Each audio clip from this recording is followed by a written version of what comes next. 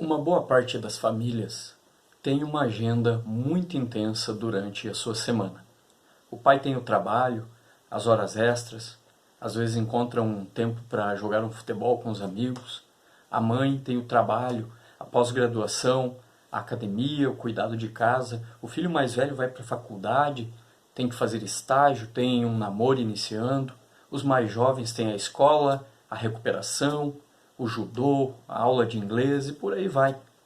E todos ainda podem gastar muito tempo com outros afazeres. Não sei se essa é a sua realidade, a realidade da agenda da sua família, mas a realidade de uma grande parte das famílias tem sido assim, uma correria.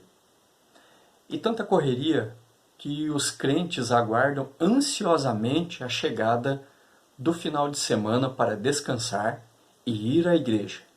Isso é o que motiva o coração de uma pessoa que é crente em Jesus. No final da semana, estar reunido com os seus irmãos e irmãs na sua igreja local, na sua comunidade cristã local.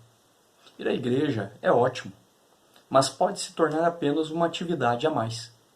Quando isso acontece, perdemos a dimensão espiritual do culto, como encontro com Deus, e por conseguinte, deixamos de experimentar em família o poder transformador do culto comunitário. E para nossa reflexão hoje, eu queria ler com você o capítulo 6 do livro do profeta Isaías. Ele diz o seguinte: No ano da morte do rei Uzias, eu vi o Senhor assentado sobre um alto e sublime trono, e as abas de suas vestes enchiam o templo. Serafins estavam por cima dele, cada um deles tinha 6 asas, com 2 cobria o rosto, com 2 cobria os seus pés, e com 2 voava. E clamavam uns para os outros, dizendo: Santo, Santo, Santo é o Senhor dos exércitos, toda a terra está cheia da sua glória. As bases do limiar se moveram à voz do que clamava, e a casa se encheu de fumaça.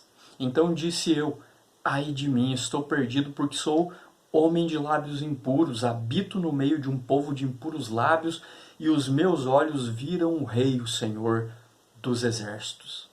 Então, um dos serafins voou para mim, trazendo na mão uma brasa viva que tirara do altar com uma tenaz. Com a brasa tocou a minha boca e disse: Eis que ela tocou os teus lábios, a tua iniquidade foi tirada e perdoado o teu pecado.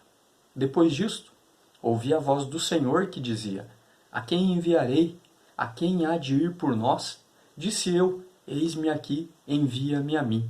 Então disse ele: Vai e dize a este povo: Ouvi, ouvi e não entendais. Vede, vede, mas não percebais. Torna insensível o coração deste povo, endurece-lhe os ouvidos e fecha-lhe os olhos, para que não venha ele a ver com os olhos, a ouvir com os ouvidos e a entender com o coração, e se converta e seja salvo. Então disse eu: Até quando, Senhor? Ele respondeu: Até que sejam desoladas as cidades e fiquem sem habitantes, as casas fiquem sem moradores, e a terra seja de todo assolada.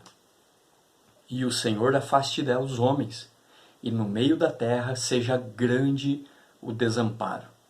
Mas se ainda ficar a 10ª parte dela, tornará a ser destruída, como terebinto e como carvalho, dos quais, depois de derribados, ainda fica o toco. Assim, a santa semente é o seu toco. Nós poderíamos pensar em como as nossas famílias sobreviveriam sem se encontrarem com o Deus vivo, não é mesmo? Ao final de toda uma semana, quando terminamos os nossos afazeres ordinários e cotidianos, o que sobraria para nós de um final de semana improdutivo, um final de semana infrutífero? Pois, segundo a Bíblia, somente há sentido, não somente em um final de semana, mas em toda a vida de uma pessoa, é o poder encontrar-se com Deus. A glória de Deus é aquele aspecto do seu ser diante do qual os homens respondem com adoração e obediência, ou com o pavor e fuga. São impressionantes os relatos dos que tiveram um encontro com a manifestação gloriosa da presença do Senhor, a qual nossas famílias precisam experimentar, ter um encontro real com Deus por meio da pessoa de Jesus Cristo, na orientação e na condução do Espírito Santo. O profeta Isaías foi uma dessas pessoas que experimentou ter um encontro com a glória de Deus, com a presença de Deus ali na sua frente. Isaías ele teve uma visão grandiosa de Deus assentado em seu trono, rodeado de seres angelicais que estavam em adoração. Cada detalhe da visão contribui para a percepção da majestade divina, segundo o relato do profeta Isaías. Ele é o Senhor dos exércitos, conforme nos disse o relato do profeta na sua visão. O Santíssimo. O poder dos seres angelicais é demonstrado em seus 3 pares de asas e em sua potente voz, que sacode as fundações dos portões do templo. Mas sua atitude é de temor e reverência diante do Senhor, para cuja glória eles nem ousam olhar diretamente. O grandioso templo mal consegue conter o enorme trono, as extensas vestes reais e a fumaça que invade aquele ar. Diante de tudo aquilo, a reação de Isaías não causa surpresa. Seu coração se encheu de temor e ele reconheceu que, sendo pecador, jamais poderia presenciar tamanha santidade. Isaías pensou que seria aniquilado pela visão que estava tendo do santo. Os pais de Sansão tiveram reação parecida ao perceber que falavam com um anjo do Senhor. Prostraram-se convictos de que morreriam por ter visto a Deus. Afinal, a palavra de Deus diz que aquele que vê a Deus morre. Também Pedro, ao perceber que sua pescaria era um fruto de um milagre que somente o Criador poderia realizar, pediu imediatamente que o Senhor Jesus se retirasse da sua presença.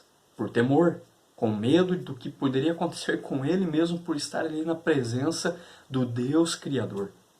O encontro com o Santo Deus sempre será impactante para criaturas cuja existência se assemelha à de uma erva do campo que seca, murcha e desaparece, conforme o próprio Isaías vai nos falar no capítulo 40. Acrescente à pecaminosidade a nossa finitude, e daí a nossa tendência será sim a de fugirmos da presença do Santo Deus. Isaías, porém, não fugiu, nem foi morto por Deus, que sempre mostra sua misericórdia a quem se aproxima dele com o coração contrito.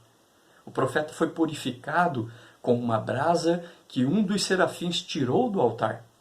O templo de Jerusalém tinha um altar com um braseiro, onde o sangue dos sacrifícios era queimado perante o Senhor. A referência é claramente ao sistema levítico que preparava o povo de Deus para comparecer perante Deus por meio da purificação pelo sangue de animais sacrificados no altar, que é chamado sangue da aliança. Sabemos que os rituais da aliança no tempo do Antigo Testamento foram sombras da realidade da nova aliança feita por Deus conosco por meio do sangue de Cristo. Contudo, a nossa experiência é em tudo semelhante sim a de Isaías. Ao nos encontrarmos com o Santo, também sentimos a humilhação de nossa finitude e pecado. Também somos, por sua misericórdia, louvado seja Deus por isso, purificados pelo sangue do sacrifício e chamados para servir ao nosso soberano Senhor. Após ser impactado pela santidade e pela misericórdia do soberano, Isaías não titubeou quando Deus perguntou quem se disporia a ser seu representante. Ele se ofereceu para ser um mensageiro do Senhor. Contudo, Isaías não esperava ouvir que seu povo não daria atenção à sua mensagem. A razão era que Judá havia se afastado tanto e por tanto tempo da aliança de seus pais com Deus, que o seu coração já estava endurecido. Assim, a mensagem de Isaías é principalmente um chamado ao arrependimento. Que os pecadores se convertam ao Senhor, pois Ele é rico em perdoar. É isso que o Isaías vai falar para nós lá no capítulo 55. Ao mesmo tempo é uma mensagem de esperança, porque Deus é perdoador, Ele nos perdoa. Quem se arrepender alcançará, portanto, é essa restauração prometida pelo próprio Deus. Trata-se, em outras palavras, de renovação pactual. Já na aliança mosaica, lá em Moisés, havia uma cláusula prevendo que os objetivos dos castigos de Deus eram que o seu povo se voltasse para ele. Encontramos isso em Deuteronômio capítulo 30. Salomão, o rei Salomão, fundamentou sua oração de consagração do templo sobre essa mesma verdade, conforme encontramos no primeiro livro dos Reis, capítulo 8. A renovação pactual começa com a promessa de Deus e requer nosso arrependimento. Como Jesus e seus apóstolos enfatizaram, o arrependimento é essencial também na nova aliança, no Evangelho da Graça. O arrependimento começa em nosso coração e se mostra em mudança de atitudes, de justiça, misericórdia e humildade. Segundo Isaías, o culto a Deus está no centro de uma vida de arrependimento.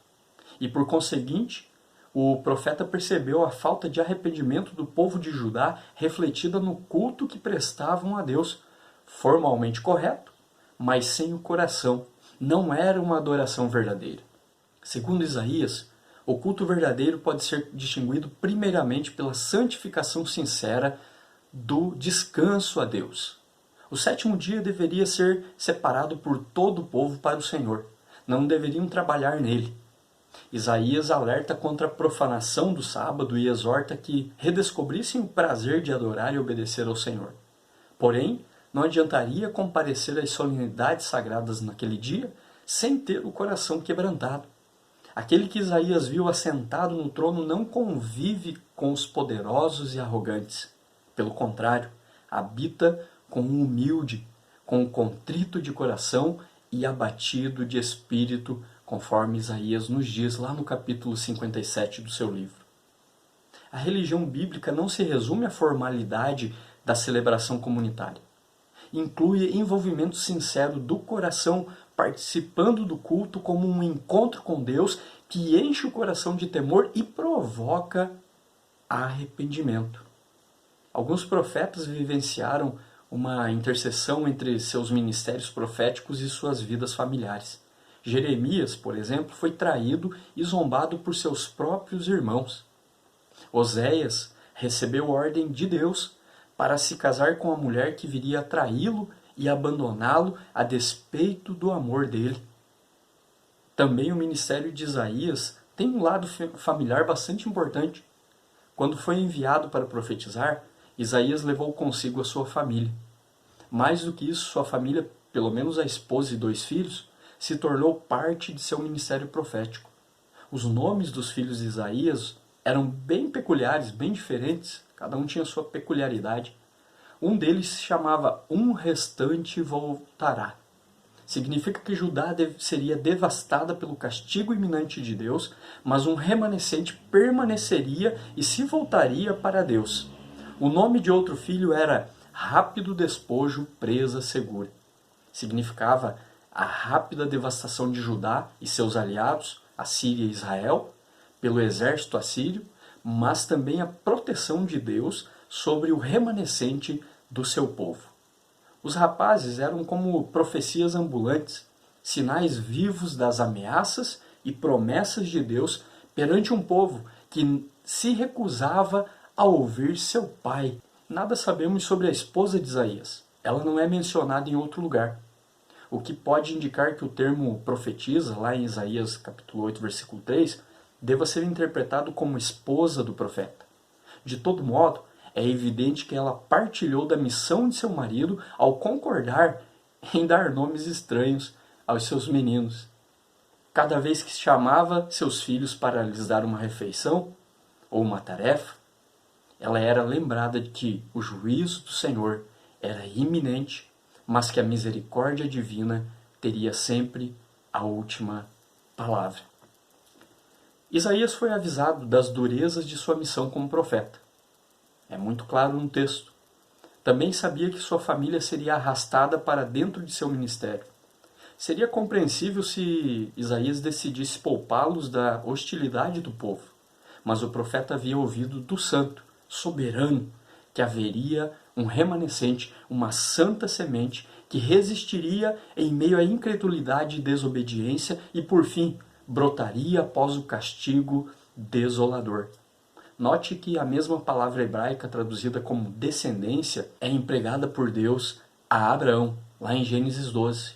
O termo traduzido como filhos reaparece na promessa de Deus de que seu Espírito e sua palavra estariam presentes numa próxima geração, conforme a gente lê em Isaías 59. Se aquela geração estava irremediavelmente perdida, a aliança do Senhor não estava. Isaías criou seus filhos confiando no Deus Santo que lhe havia aparecido de maneira tão majestosa no início de seu ministério, santificando e incumbindo de anunciar o tempo de arrependimento. A família do profeta o acompanhou em seu difícil ministério. Na verdade, sua esposa e filhos completaram seu ministério. Por vezes, estar juntos a eles deve ter sido seu maior conforto durante as décadas de profetismo a um povo rebelde. A submissão e dedicação de sua família ao seu Deus eram lembretes diários da aliança da graça do Senhor, e a aliança do Senhor era a garantia de que sua descendência continuaria na presença do Deus Santo. Não há qualquer atividade que programemos com nossa família e nenhum bem que possamos adquirir para a nossa casa que sejam tão valiosos quanto a aliança do Senhor sobre o nosso lar. Como Isaías, nossa prioridade é cuidarmos para que nossas famílias estejam na presença de Deus, sendo conduzidas e transformadas por sua palavra e Espírito, e servindo ao Senhor com alegria. Assim, como fez com Isaías, Deus nos chama a servi-lo, juntamente com nossas famílias, mas esse serviço só será possível se formos verdadeiramente impactados por sua presença imponente e santa. Os momentos para a edificação da fé e para a adoração familiar são mais necessários do que nunca. Demonstre prazer em estar na casa do Senhor. E se não tiver prazer, esse é o tempo de arrependimento e busca de Deus. Fale às crianças sobre o que você tem ouvido, sobre a palavra de Deus, sobre o que elas têm ouvido na mensagem que é pregada na sua igreja local. Conversem sobre o assunto, falem sobre aquilo que vocês têm aprendido. Evite que a família esteja cansada demais para estar no culto ou na escola dominical, mesmo que tenha de remanejar às vezes ou cancelar outras atividades. Converse em família sobre as partes do culto, o aprendizado de cada um, os relacionamentos com os irmãos, a pregação da palavra de Deus. E assim, conduza a sua família à adoração verdadeira. Era para isso que Deus estava levantando o profeta Isaías, para chamar o povo ao arrependimento e à volta, à adoração e ao culto verdadeiro. Porque aquele povo, o povo de Judá, assim como nós muitas vezes, pensamos que somos nós que temos o controle da nossa agenda, da nossa semana, e quem sabe a gente encontre espaço e dê lugar a colocarmos pelo menos uma horinha do nosso final de semana a cultuarmos a Deus. A gente acha que às vezes a gente tem controle sobre isso, mas quem de fato precisa ter o controle e deve ter o controle da nossa vida, da nossa família, e aquele que nos chama a adorá-lo é Deus. Eu quero encerrar essa reflexão aqui perguntando para você: o que nós temos preferido em um domingo em família? Ficar com o controle remoto de nossas TVs em mãos ou gastando tempo em smartphones, muitas vezes dentro de nossas próprias casas, mas tão distantes uns dos outros? Ou investir tempo em família, em adoração àquele que tem o verdadeiro controle sobre cada um de nós? Quem tem o controle remoto da sua vida?